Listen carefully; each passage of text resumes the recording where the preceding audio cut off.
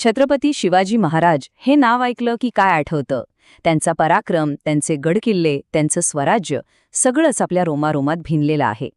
पण एक मिनिट थांबा. महाराजांच्या आयुष्यात एक नाही, दोन नाही, तर तब्बल 8 महाराण्या होत्या. हे माहीत आहे का? कोण होत्या त्या, ज्यांनी स्वराज्याचा पाया रचला? चला, आज त्यांचीच गोष्ट उलगडून पाहूया. आपण इतिहासाची पानं उलटली ना, तर आपल्याला 2 नावं प्रामुख्याने दिसतात. एक म्हणजे महाराणी सईबाई आणि दुसऱ्या महाराणी सोयराबाई. सईबाई म्हणजे महाराजांवरचं नितांत प्रेम आणि सोयराबाई म्हणजे राजकीय महत्वाकांक्षा. पण थांबा, गोष्ट इथेच संपत नाही. या दोघींच्या पलीकडे आणखी 6 जणी होत्या. 6 महाराण्या, ज्यांची नावंही आपल्याला माहीत नाहीत. आणि खरं सांगायचं तर त्यांचीच गोष्ट स्वराज्याच्या पायाची खरी वीट आहे. तर मग सुरुवात करूया त्या 2 प्रसिद्ध महाराण्यांपासून, ज्यांची नावं आणि त्यांचं नशीब दोन्ही इतिहासात अगदी कायमचं कोरलं गेलंय. ह्या दोघी म्हणजे ना जणू काही 2 वेगळी टोकच. एका बाजूला महाराणी सईबाई, महाराजांची पहिली पत्नी आणि स्वराज्याचे पहिले युवराज शंभूराजांच्या आई. त्यांचं स्थान प्रेमाने, आदराने अगदी अढळ होतं. आणि मग दुसऱ्या बाजूला होत्या महाराणी सोयराबाई, ज्यांचे बंधू म्हणजे खुद्द सरसेनापती हंबीरराव मोहिते. सोयराबाई कमालीच्या हुशार, धुरंधर आणि तितक्याच महत्वाकांक्षी होत्या.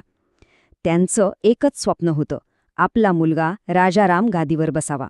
पण या सगळ्या वैयक्तिक कथांच्या मागे ना एक जबरदस्त राजकीय रणनीती दडलेली होती. चला, ती काय होती हेच आता समजून घेऊया.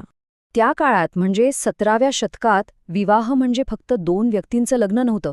अहो, ते 2 घराण्यांचं, 2 मोठ्या सत्ता केंद्रांचं मिलन असायचं. आणि शिवाजी महाराजांनी हे सूत्र अगदी अचूक ओळखलं होतं. त्यांचे हे 8ही विवाह ही एक थंड डोक्याने, अतिशय विचारपूर्वक आखलेली राजकीय योजना होती. विचार करा, जे मराठा सरदार आपापसात भांडत होते त्यांना एकत्र कसं आणणार? महाराजांनी त्यांच्याशी थेट रक्ताची नाती जोडली. हे विवाह म्हणजे जणू काही स्वराज्याच्या शत्रूंविरुद्ध विणलेलं एक अभेद्य मजबूत जाळं होतं. महाराजांचा प्रत्येक विवाह म्हणजे एका मोठ्या, बलाढ्य मराठा घराण्याला स्वराज्याशी जोडणं होतं. निंबाळकर, मोहिते, शिर्के, पालकर ही सगळी महाराष्ट्रातली मातब्दर घराणी आता थेट नात्याने जोडली गेली.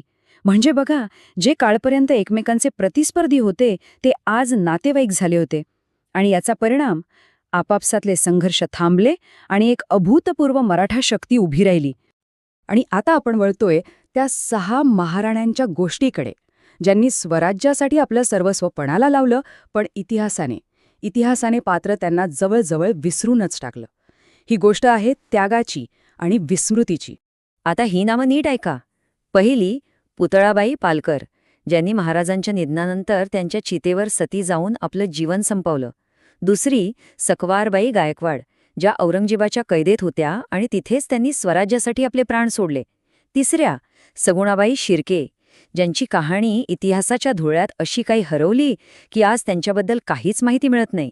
मग काशीबाई जाधव, जिजाऊंच्या माहेरच्या, पण महाराजांच्या हयातीच 1674 मध्ये त्यांचं अकाली निधन झालं.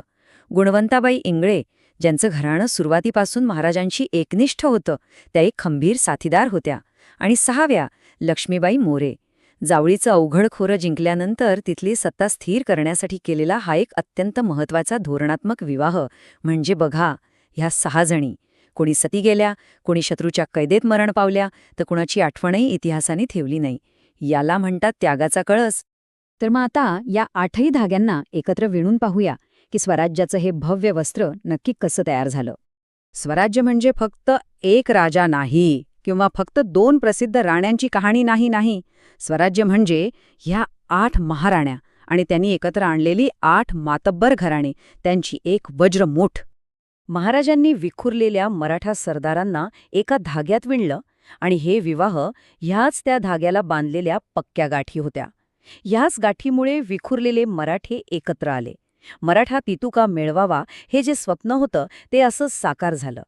ही होती महाराजांची दूरदृष्टी, जिथे प्रत्येक विवाह हा स्वराज्याच्या भव्य इमारतीचा एक मजबूत दगड ठरला. आता एक विचार नक्की करा, अशा कित्येक तरी गोष्टी, कित्येक तरी कहाण्या मोठ्या महान व्यक्तींच्या सावलीत कायमच्या हरवून गेल्या असतील, नाही का? इतिहासाच्या पानांमध्ये अजून किती जणांचा त्याग आणि बलिदान असंच कुठेतरी दडलेलं